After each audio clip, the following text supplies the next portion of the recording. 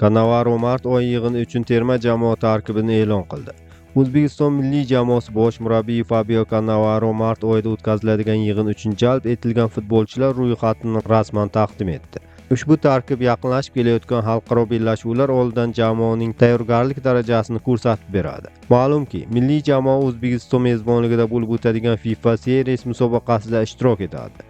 Ushbu turnir 27-30 mart kunlari Toshkent shahrida tashkil etiladi. Qiziqarli va raqobatbardosh bahslarda Gabon, Trinidad va Tobago hamda Venesuela jamoalari ishtirok etishi kutilmoqda. Darvozabonlar chizig'ida tajriba va ishonchli o'yin ko'rsatayotgan futbolchilarga ishonch bildirildi. O'tkir Yusupov, Abduvohid Ne'matov va Botirali Ergashev kabi kiperlar jamoa darvozasini ishonchli qo'riqlashga tayyor. Himoya chizig'ida esa mahalliy va xorijda to'p surayotgan futbolchilar uyg'unligi ko'zga tashlanadi. Ayniqsa Angliyaning Manchester City klubida harakat qilayotgan Abduqodir Husanovning tarkibga kiritilishi muxlislar uchun alohida qiziq.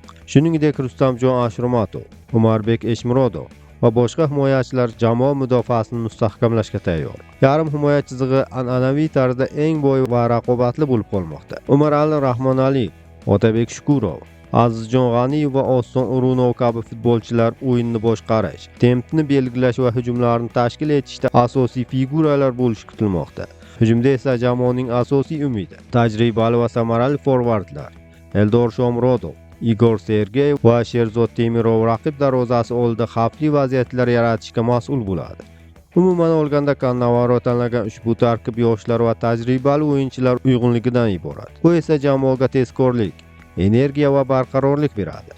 Oldindagi FIFA Series bahslari esa nafaqat natija, balki yangi kombinatsiyalar va taktik yechimlarni sinab ko'rish uchun ham muhim imkoniyat bo'ladi. Muxlislar esa endi bir savol bilan yashayapti. Yangi tarkib o'zini qanday namoyon qiladi? Javobni esa maydonning o'zi beradi.